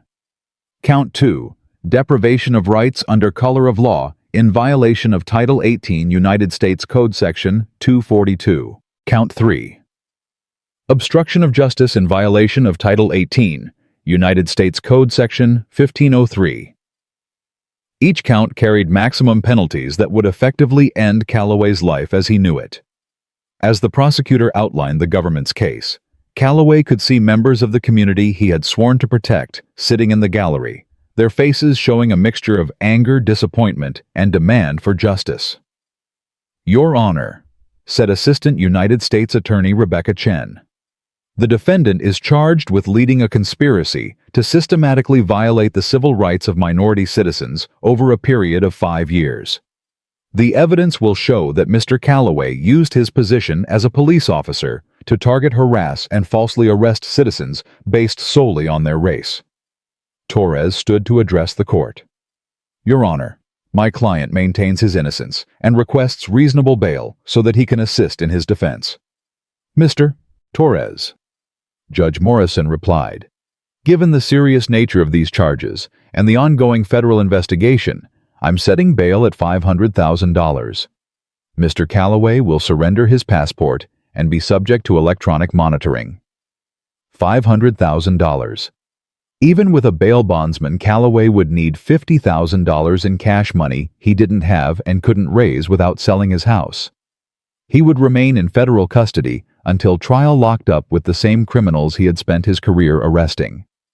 As the marshals prepared to escort him back to the detention center, Calloway caught sight of Chief Daniels sitting in the gallery. She was watching the proceedings with the same calm intensity she had shown during their confrontation that morning. But now there was something else in her expression. Satisfaction. She had set this trap, initiated this investigation, and orchestrated his downfall with the precision of a master chess player. Their eyes met for just a moment, and in that brief exchange, Calloway understood that this had never been about one bad arrest or one officer's misconduct. This was about justice on a scale he had never imagined, accountability for years of violations he had never even recognized as crimes. The detention center was a stark concrete building that housed federal prisoners awaiting trial. Calloway was processed again, assigned a cell number, and given a handbook explaining the rules and regulations that would govern his life until his case was resolved.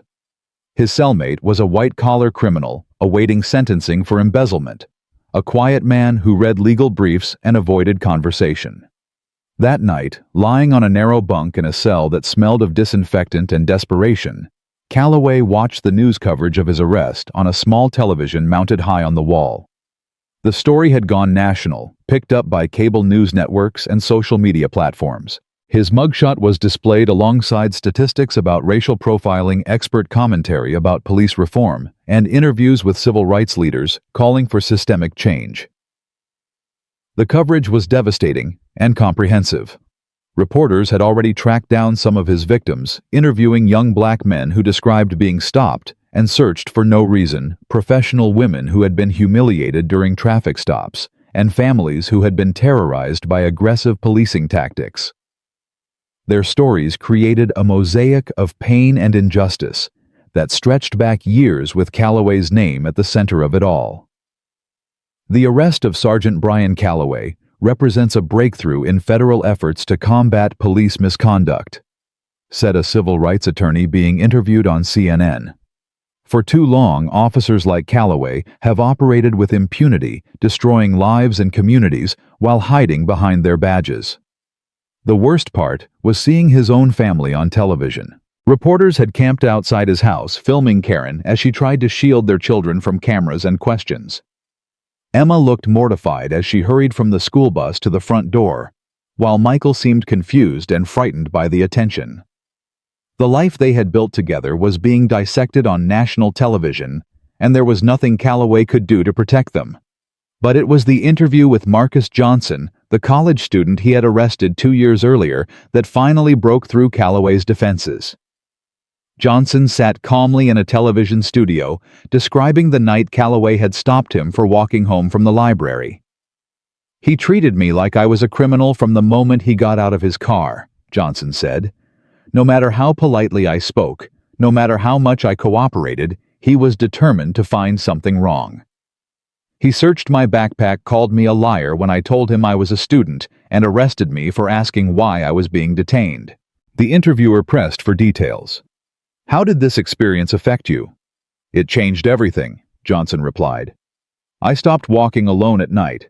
I changed my route to avoid certain neighborhoods.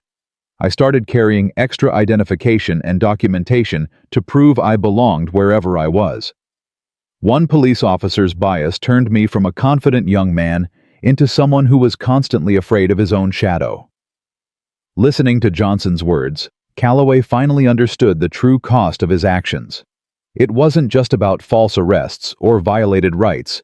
It was about the psychological damage he had inflicted on an entire generation of young people who now viewed police officers as threats rather than protectors. The next morning brought worse news. Torres arrived at the detention center with information that 6 more officers had been arrested overnight, including Captain Briggs and Sergeant Rodriguez. The federal investigation was expanding rapidly, and prosecutors were building a case that would implicate dozens of officers in a conspiracy that reached the highest levels of the department. "Brian, they've arrested everyone you've worked with closely over the past 5 years," Torres said, spreading newspaper clippings across the table in the attorney conference room. "The FBI is painting this as a criminal enterprise with you as one of the leaders." The headlines were brutal and unforgiving. "Police conspiracy exposed," read the morning edition of the local newspaper. "Federal agents arrest 7 officers in civil rights case," announced the regional paper. "The thin blue line becomes a criminal enterprise," declared a national magazine. "What about the cooperation deal?" Calloway asked. "It's still on the table, but the terms are getting worse. With 6 other officers in custody, the government has more potential witnesses. They don't need you as much as they did yesterday." Torres pulled out a legal pad covered with notes. "I've been thinking about this all night, and I have to tell you, cooperation might be your only chance at avoiding life in prison. The evidence against you is overwhelming, and public pressure for maximum sentences is intense." Through the conference room window, Calloway could see protesters marching outside the courthouse. Their chants were audible even through the thick glass. "No justice, no peace, and lock him up." The community's anger was palpable, and he realized that he had become the symbol of everything people hated about police misconduct. "If I cooperate," Calloway asked, "what exactly would I have to do?" "Testify against your fellow officers. Provide details about the culture within the department. Admit that you participated in a conspiracy to violate civil rights. Essentially, you'd have to destroy your relationships with everyone you've ever worked with." The thought of testifying against his colleagues made Calloway feel physically sick. These were people he had trusted with his life, who had backed him up in dangerous situations, who had been his brothers and sisters in blue for 15 years. But as he sat in federal custody, facing the possibility of spending the rest of his life in prison, the choice seemed increasingly clear. How much time would I serve if I cooperated? Probably 3 to 5 years, maybe less with good behavior. You'd be out in time to see your kids graduate from college. 3 to 5 years versus life in prison. The math was simple, but the moral calculus was infinitely more complex. Calloway closed his eyes and tried to imagine explaining to Emma and Michael why their father was a convicted felon, why he had destroyed his career and their family's reputation, why he had become the very thing he had sworn to fight against. When he opened his eyes, Torres was watching him with the patient expression of a lawyer who had seen this internal struggle many times before. "I need to know something," Calloway said. "If Chief Daniels had this investigation going for 6 months, why did she let me arrest her? Why didn't she just identify herself immediately?" Torres consulted his notes. "According to the federal complaint, she was wearing a wire. The entire encounter was recorded. Your arrest of her wasn't an accident. It was the culminating evidence in a federal civil rights case." The revelation hit Calloway like a thunderbolt. Chief Daniels hadn't just happened to be jogging in that neighborhood at that time. She had deliberately placed herself in a situation where his biases would be triggered, where he would act according to the pattern of behavior the federal investigators had been documenting for months. He had been played by a master tactician who understood his psychology better than he understood it himself. The arrest that had seemed like random bad luck was actually the carefully orchestrated conclusion of a federal investigation that had been building a case against him for months. "She set me up," he said, his voice filled with a mixture of admiration and despair. "She gave you enough rope to hang yourself," Torres corrected. "Every choice you made that morning was your own. She just created the circumstances where your true nature would be revealed." As the weight of his situation fully settled over him, Brian Calloway finally understood that his 15-year career in law enforcement had been built on a foundation of prejudice and bias that he had never acknowledged or examined. Chief Daniels hadn't destroyed his career, she had simply exposed what it had always been. The question now was whether he would use his remaining time to take responsibility for his actions, or continue to blame others for the consequences of his choices.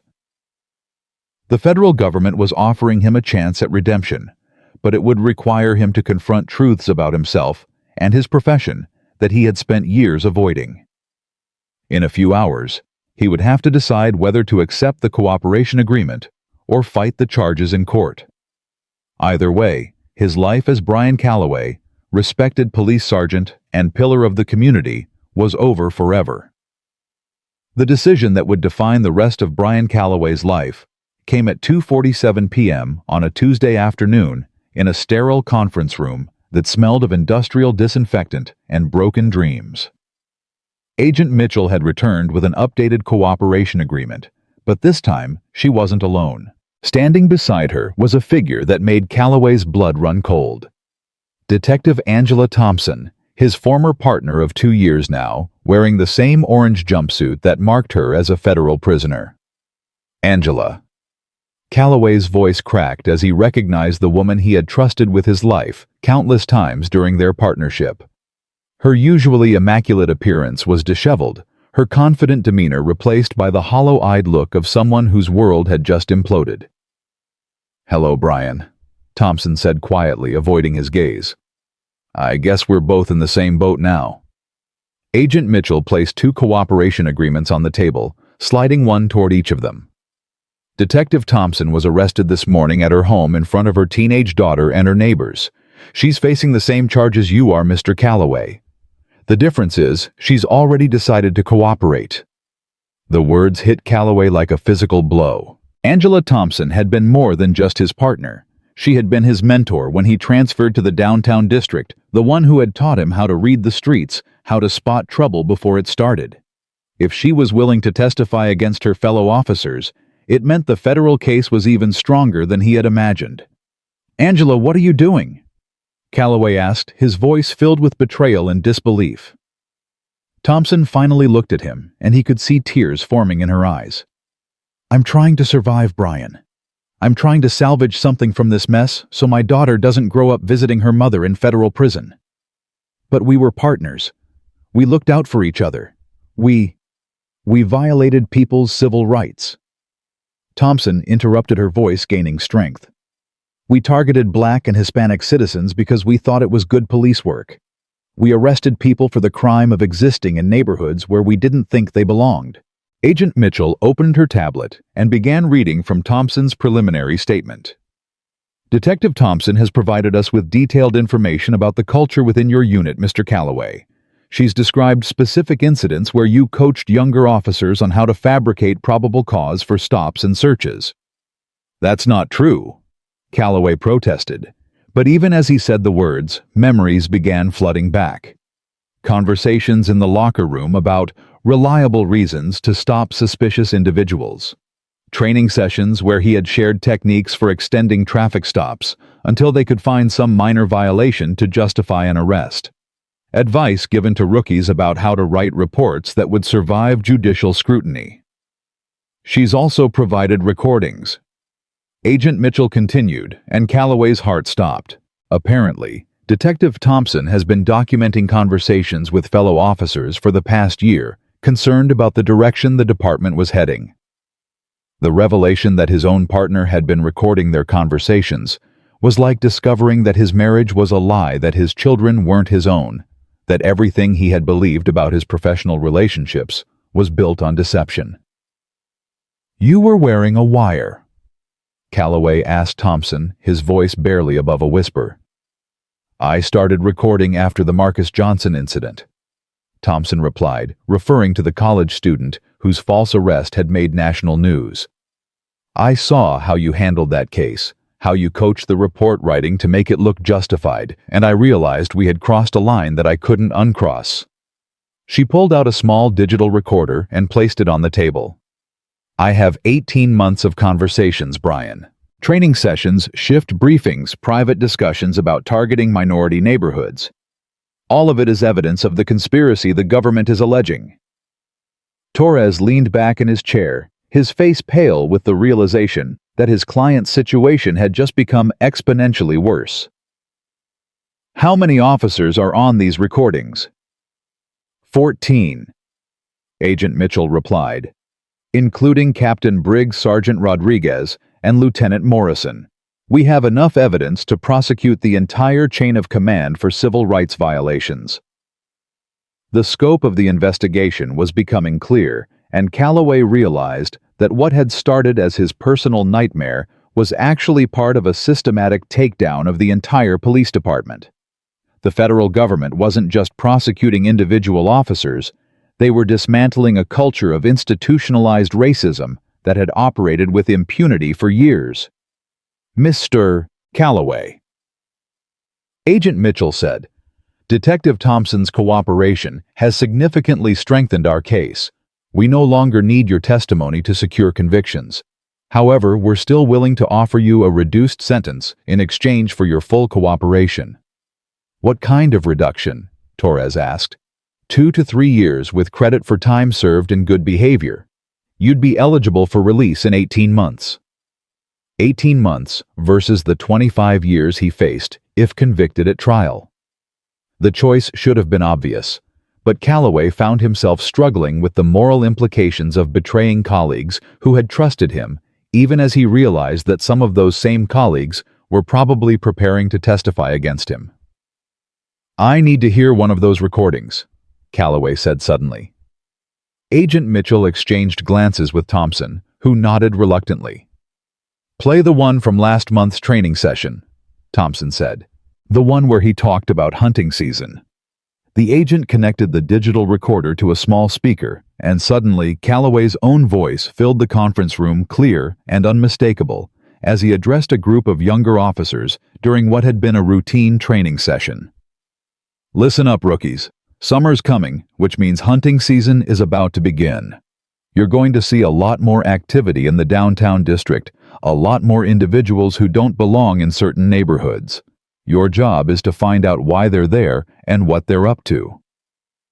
On the recording, a young officer's voice asked, "How do we determine if someone belongs in a neighborhood?"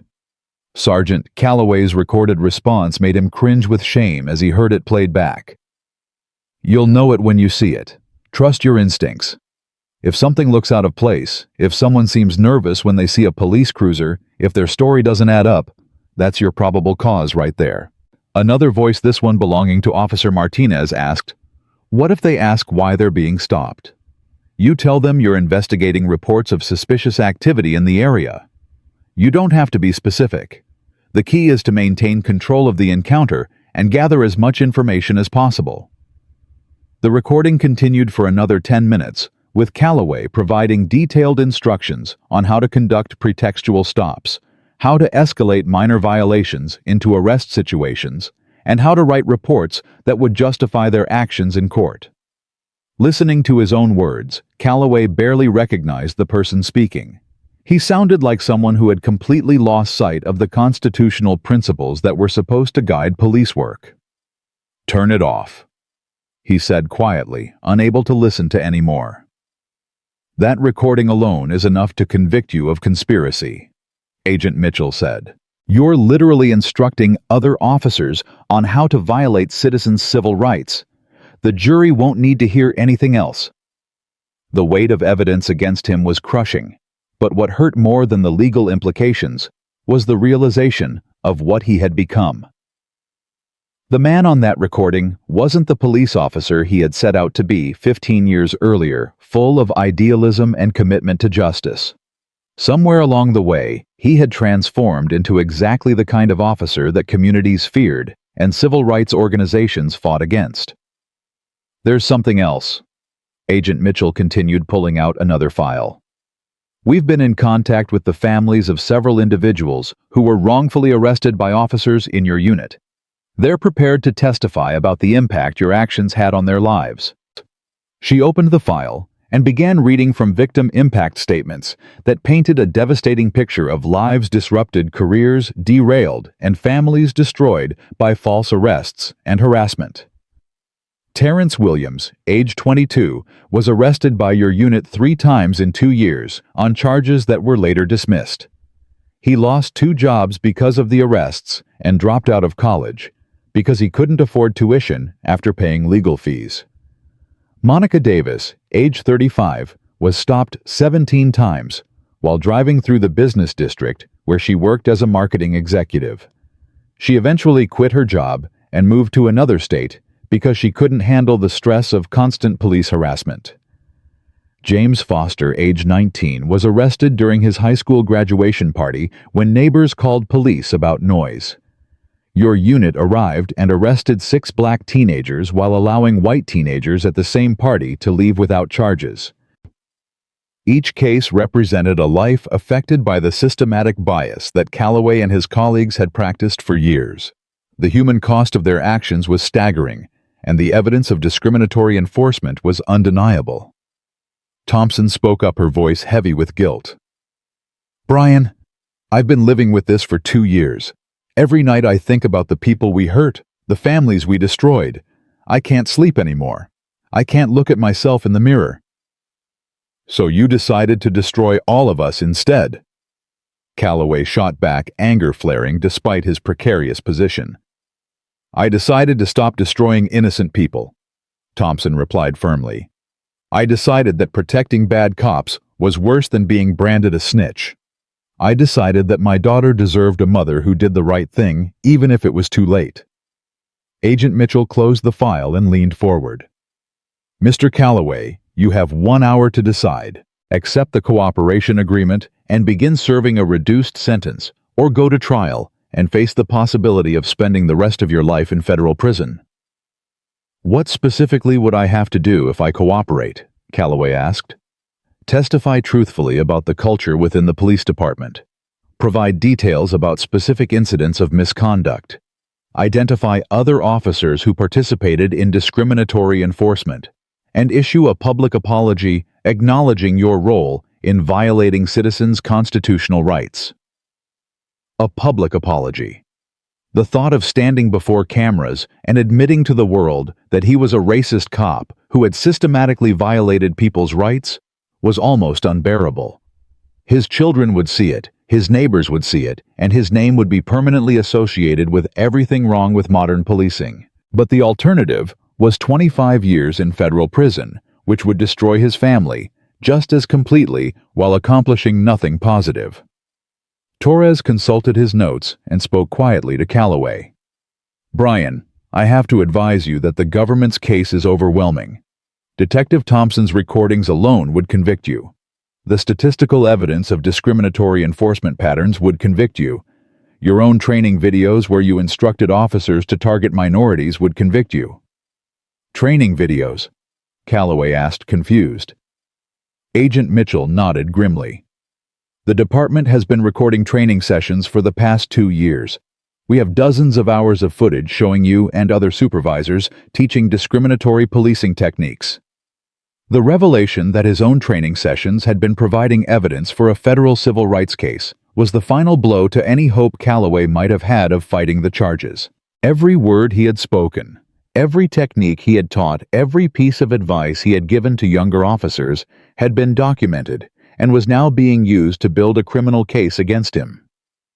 "I need to call my wife," Calloway said, his voice defeated. "Mr. Calloway," Agent Mitchell said gently, "your family has been through enough. Your cooperation could help you get home to them before your children graduate from high school. Your refusal to cooperate could mean they never have a father outside of prison again." The phone call to Karen was the most difficult conversation of Calloway's life. She listened in silence as he explained the cooperation agreement, the evidence against him, and the choice he faced between betraying his colleagues or destroying his family. "Brian," Karen said when he finished, "I need you to come home. The kids need their father. I don't care about your pride or your loyalty to people who are probably going to testify against you anyway. I care about our family. If I cooperate, I'll be branded as a snitch for the rest of my life. Other cops will hate me. The community will never trust me. I'll never work in law enforcement again." "You're never going to work in law enforcement again anyway," Karen replied bluntly. "That part of your life is over. The question is whether you want to have any part of your life left to rebuild." The conversation with his wife crystallized the choice for Calloway. He could cling to a loyalty that was almost certainly not being reciprocated by his colleagues, or he could accept responsibility for his actions and try to salvage something from the wreckage of his career. When he returned to the conference room, Agent Mitchell was waiting with a pen and the cooperation agreement spread open on the table. "I'll do it," Calloway said quietly. "I'll cooperate." Torres reviewed the agreement one final time before Calloway signed it, and as his pen moved across the signature line, 15 years of police work came to an official end. He was no longer a law enforcement officer. He was a federal informant preparing to testify against his former colleagues. "We'll need to begin immediately," Agent Mitchell said. "There are 6 officers in custody who will be arraigned tomorrow morning. Your testimony could influence whether they accept plea agreements or fight the charges." The next few hours were a blur of debriefing sessions, statement preparation, and psychological evaluation. Federal prosecutors wanted to understand not just what Calloway had done, but why he had done it. They needed to build a case that went beyond individual misconduct to show a pattern of institutional racism that had infected the entire department. "Tell me about your first day on the force," asked Dr. Elizabeth Harper, a forensic psychologist brought in to evaluate Calloway's mental state. "What kind of officer did you want to be?" Calloway closed his eyes and tried to remember the idealistic young man who had graduated from the police academy 15 years earlier. "I wanted to help people. I wanted to make neighborhoods safer. I thought police work was about protecting the innocent and catching the bad guys." "When did that change?" Dr. Harper asked. "I don't know. It was gradual. Training officers told me to trust my instincts. Supervisors rewarded officers who made lots of arrests. The community seemed to appreciate aggressive policing in certain neighborhoods." "What kind of training did you receive about constitutional rights and proper police procedures?" Calloway thought carefully before answering. "We had classes on the Fourth Amendment and proper stop procedures. But the real training happened on the street with field training officers who taught us how to get around constitutional restrictions." "Can you give me an example?" "We were taught that if we saw someone in a high-crime area acting nervous, that was enough for a Terry stop. If they had any kind of criminal record, we could search them incident to arrest on any minor violation. The training was all about finding legal justifications for stops we wanted to make anyway." Dr. Harper took extensive notes as Calloway described the culture within the police department, the pressure to make arrests, and the gradual normalization of discriminatory enforcement. Her questions forced him to examine aspects of his career that he had never really thought about before. "Did you consider yourself racist?" she asked. "No." Calloway replied immediately, then paused. I didn't think I was racist. I told myself I was just being a good cop, following my training, keeping dangerous people off the streets." "But you were primarily stopping and arresting people of color." "I was working in areas where there were more minorities. I thought I was responding to higher crime rates in those neighborhoods." "Did you ever question why crime rates were higher in those neighborhoods? Did you ever consider that aggressive policing might be creating the statistics you were using to justify more aggressive policing?" The question hit Calloway like a revelation. He had never considered that his own actions might be contributing to the crime statistics he used to justify those same actions. Arresting people for minor violations created criminal records that made them unemployable, which increased poverty and desperation, which led to more crime, which justified more aggressive policing. "I never thought about it that way," he admitted. "Most officers don't," Dr. Harper replied. "The system is designed to perpetuate itself. Officers are trained to see certain communities as inherently criminal, which leads to over-policing, which creates more arrests, which reinforces the perception that those communities are dangerous." As the psychological evaluation continued, Calloway began to understand how he had been shaped by a system that encouraged racial bias while providing legal and procedural cover for discriminatory enforcement. He hadn't set out to become a racist cop, but the training culture and incentive structure of the police department had gradually transformed him into exactly that. That evening, as he prepared for his first night as a cooperating witness rather than just another federal prisoner, Calloway watched the news coverage of the ongoing investigation. 6 more officers had been arrested, bringing the total to 13. The mayor had called for a complete federal takeover of the police department, and civil rights organizations were demanding financial compensation for victims of discriminatory policing. The story had gone international with news outlets in Europe and Asia covering the case as an example of systemic racism in American law enforcement. Calloway's mugshot was being displayed alongside images of civil rights marches and historical footage of police brutality, marking him as a symbol of everything wrong with modern policing. But it was the interview with Chief Daniels that captured his attention most completely. She appeared calm and composed as she explained the investigation to a national news anchor, but there was something in her expression that suggested this was personal for her, in ways that went beyond professional duty. "Chief Daniels," the anchor asked, "how did you decide to go undercover to expose this corruption?" "It wasn't really a decision," she replied. "It was an obligation.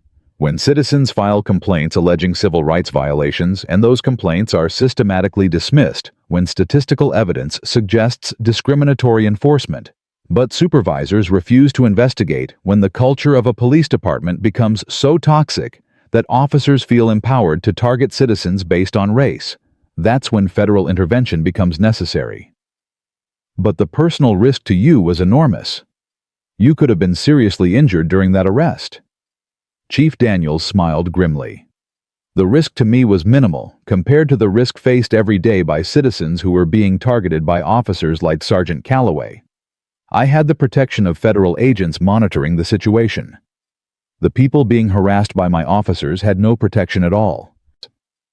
The interview continued with Chief Daniels outlining the reforms that would be implemented under federal oversight, including mandatory bias training, civilian oversight committees, and complete transparency in police disciplinary proceedings. The department that Calloway had known for 15 years was being dismantled and rebuilt from the ground up. As he lay in his narrow bunk that night, Calloway tried to process the magnitude of the changes his actions had triggered. A single arrest on a quiet suburban street had exposed a conspiracy that reached every level of the police department and would result in federal oversight that could last for decades. More importantly, his cooperation would help federal prosecutors build a case that could serve as a model for civil rights enforcement across the country. His testimony would be studied in law schools, cited in court decisions, and used to train federal agents investigating similar cases. The irony wasn't lost on him that the career he had built on violating civil rights would end with him helping to strengthen civil rights enforcement. The man who had been part of the problem would become part of the solution, even if his motivation was primarily self-preservation rather than genuine reform. Tomorrow would bring the first in a series of grand jury testimonies that would help federal prosecutors build their case against his former colleagues. He would face his former partner's supervisors and subordinates across a courtroom, describing their shared misconduct in detail for prosecutors and jurors who would determine their fates. The transformation from police officer to federal witness was complete, but the real reckoning was just beginning. Brian Calloway would spend the next several months helping to dismantle the culture of discriminatory policing that he had helped create, knowing that his cooperation was his only path to redemption and his only hope of ever rebuilding a relationship with his family and community. The badge was gone, the uniform was gone, and the authority was gone. All that remained was the opportunity to tell the truth about what he had done and why he had done it, hoping that his honesty might help prevent other officers from making the same choices that had destroyed his life and harmed so many innocent people. In the end, Chief Simone Daniels had been right about one thing. True justice began when power was held accountable. Brian Calloway was about to learn what accountability looked like from the inside, and it would change him in ways he couldn't yet imagine. The federal courthouse buzzed with an electricity that could be felt 3 blocks away as Brian Calloway prepared to give the testimony that would either destroy his former colleagues or mark him as the most hated man in law enforcement history. 6 months had passed since his arrest, and today he would face the grand jury that would determine whether 13 of his former brothers and sisters in blue would spend decades in federal prison. The witness preparation room was smaller than he remembered, its beige walls seeming to close in as Assistant United States Attorney Rebecca Chen reviewed his testimony one final time. Across from him sat Detective Angela Thompson, who had become his unlikely ally in cooperation, both of them bound together by their shared betrayal of everyone they had once worked alongside. "Remember Brian?" Chen said, adjusting her glasses as she flipped through a thick binder of evidence. "The grand jury will ask about specific incidents. They'll want details about dates, times, conversations. Don't speculate, don't embellish. Just tell them exactly what you remember." Calloway nodded, his hands trembling slightly as he reviewed his own handwritten notes. After months of debriefing sessions, psychological evaluations, and preparation meetings, he had documented over 200 incidents of civil rights violations spanning his 15-year career. Each notation represented a moment when he had chosen enforcement over justice, authority over constitutionality. "There's something we need to discuss before you go in," Chen continued, her tone becoming more serious. "We received some disturbing information yesterday that could affect your testimony." She pulled out a manila folder marked "Confidential" and spread several photographs across the table. Calloway's blood ran cold as he recognized the images his wife Karen and his children Emma and Michael photographed entering and leaving their home, their school, the grocery store. "These were taken by a private investigator hired by Captain Briggs' attorney," Chen explained. "It appears your former colleagues are conducting surveillance on your family, possibly attempting to intimidate you into changing your testimony." The realization that his cooperation had put his family in danger hit Calloway like a physical blow. Emma was now 18 and starting her freshman year at the state university, while Michael was 13 and struggling with the public humiliation of having a father who had become synonymous with police corruption. "Are they safe?" Calloway asked, his voice tight with fear and anger. "Federal marshals are providing protection, but this development complicates things. Defense attorneys are likely to argue that your testimony is coerced, that you're only cooperating because of threats against your family." Thompson spoke up from across the table. "Brian, they're desperate. My attorney told me that Captain Briggs mortgaged his house to pay for the best criminal defense team in the state. They're going to attack our credibility, our motivations, our mental state, anything to avoid accountability." The door to the preparation room opened, and Agent Sarah Mitchell entered with a grim expression that immediately put everyone on edge. "We have a problem," she announced without preamble. "Officer Martinez was found dead in her cell this morning." The words hit the room like a bomb explosion. Carmen Martinez, the young officer who had driven Calloway back to the station on the day of his arrest, had been one of the 13 officers indicted in the federal conspiracy case. She had been scheduled to testify before the grand jury next week. "Suicide?" Chen asked, though her tone suggested she already knew the answer. "That's the official determination, but there are questions." Martinez left a note saying she couldn't live with the shame of what she had done, but she had also been meeting with federal prosecutors about a cooperation agreement. Calloway felt the room spinning around him. Carmen Martinez had been like a daughter to him during her time in his unit, a bright young officer who had looked up to him for guidance and mentorship. The possibility that his actions had contributed to her death was almost unbearable. "She was going to testify against the others?"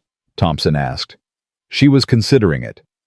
Martinez had documented several incidents where supervisors explicitly instructed her to target minority citizens. Her testimony could have been devastating for the remaining defendants. Chen gathered her papers with the efficient movements of someone who had dealt with witness deaths before. "This changes the dynamic significantly. Defense attorneys will argue that the federal investigation has created such pressure that innocent officers are being driven to suicide." "But Martinez wasn't innocent," Calloway protested. "I trained her myself.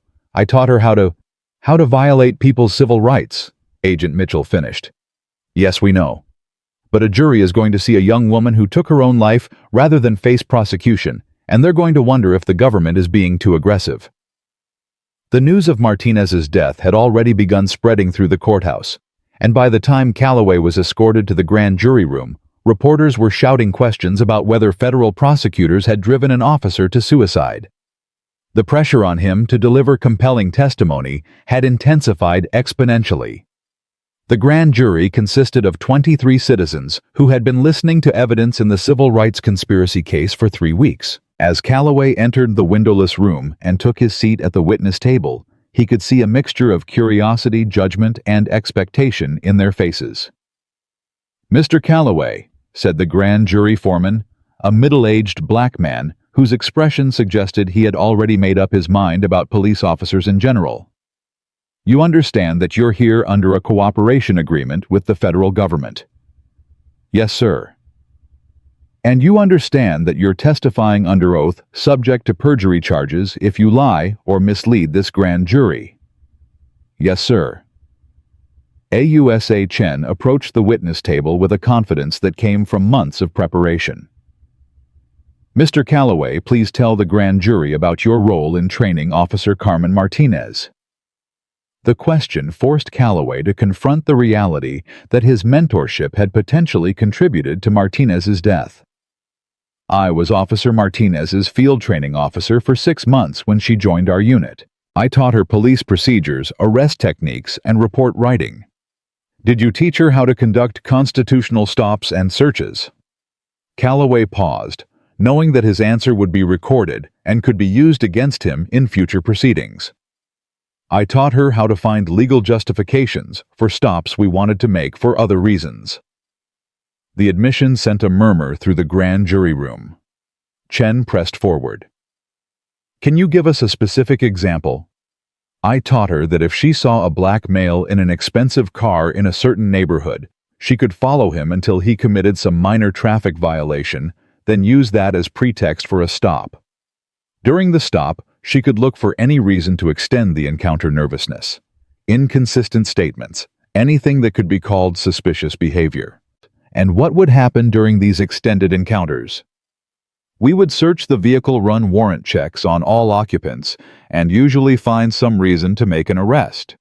Drug paraphernalia, outstanding tickets, probation violations. There was almost always something. A grand juror raised her hand.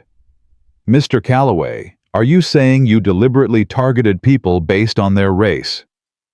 The direct question forced Calloway to confront the truth he had been avoiding for months. Yes, ma'am.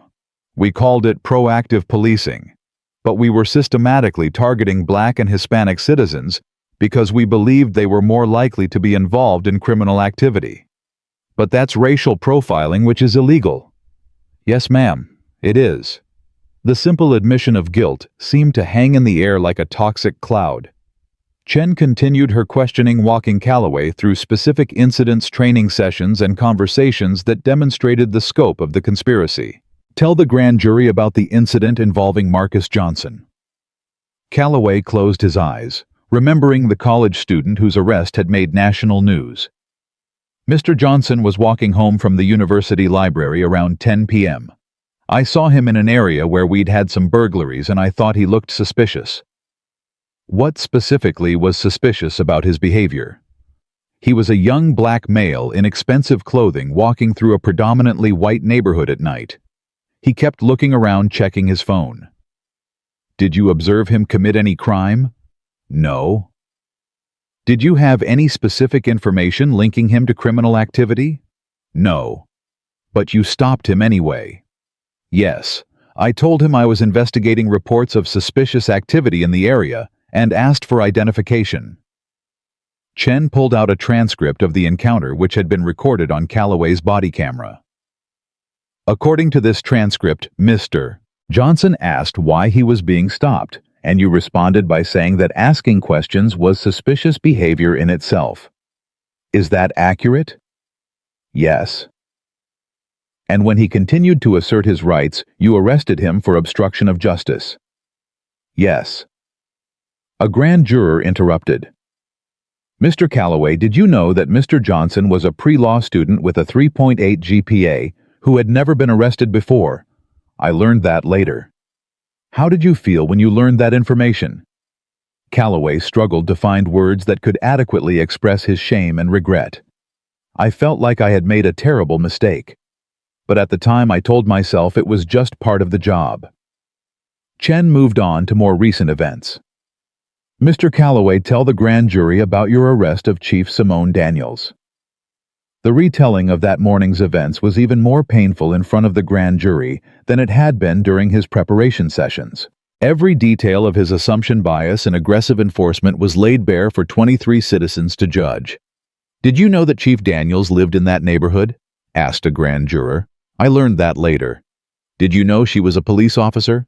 Not until Captain Briggs arrived. What would you have done differently if you had known she was your boss? The question struck at the heart of everything wrong with Calloway's policing philosophy. I would have treated her with respect from the beginning.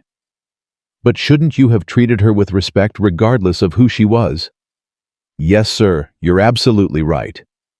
The questioning continued for 4 hours, with grand jurors asking increasingly pointed questions about the culture within the police department, the training that encouraged discriminatory enforcement, and the supervisors who had failed to stop constitutional violations. When Chen finally announced that his testimony was complete, Calloway felt simultaneously relieved and terrified. His words would now be used to secure indictments against 13 of his former colleagues, including people he had considered friends. As he was escorted from the grand jury room, Agent Mitchell pulled him aside with urgent news. We've got another development. Detective Thompson's daughter was approached at school today by someone claiming to be a reporter, but who appeared to be conducting surveillance. The escalating intimidation campaign against cooperating witnesses was becoming a federal investigation in its own right. Calloway realized that his decision to cooperate had not only ended his law enforcement career, but had also put his family in danger from the very people he had once trusted with his life. How much protection can you provide? Calloway asked. Full protection for immediate family members' relocation assistance if necessary, and new identities if the threat level requires it. New identities. The possibility that he might have to disappear entirely, abandoning not just his career, but his entire life, was almost too overwhelming to contemplate. That evening, Calloway was permitted a supervised phone call with his wife, their first direct contact since his arrest 6 months earlier. Karen's voice sounded older, more fragile, worn down by months of media attention and community ostracism. Brian, the marshals say we might have to move, change our names, start over somewhere else. I'm sorry, Karen. I never thought it would come to this. Emma dropped out of college. Karen continued, her voice breaking. She couldn't handle the attention, the whispers, the looks. She's living at home now, afraid to go anywhere. The news that his daughter had abandoned her education because of his actions was another devastating blow. Emma had been accepted to her dream school with a partial scholarship, planning to study criminal justice with the goal of becoming a prosecutor. Now she was hiding at home, a casualty of her father's crimes. What about Michael? He's struggling. Kids at school call him names, say his father is a racist pig. He got into 3 fights last month defending you before he realized he couldn't defend the indefensible.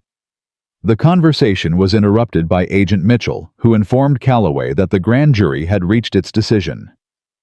All 13 remaining defendants would face federal indictments on conspiracy charges, with additional counts of civil rights violations and obstruction of justice. The indictments would be unsealed the following morning, accompanied by a press conference where federal prosecutors would outline the scope of the conspiracy and announce additional reforms to be implemented under federal oversight. There's something else, Agent Mitchell continued. The Department of Justice wants you to participate in the press conference. They want you to issue a public apology and explain how officers can get drawn into patterns of discriminatory enforcement. The thought of facing cameras and reporters, of issuing a public mea culpa that would be broadcast around the world, filled Calloway with dread. But he also recognized that it might be his only opportunity to try to repair some of the damage he had caused. What would I have to say? The truth. That you violated people's civil rights, that you participated in a conspiracy to target minority citizens, and that the culture within the police department encouraged and rewarded discriminatory enforcement. Chen joined the conversation with additional details about the press conference. Mr. Calloway, your statement could have a significant impact on police reform efforts nationwide.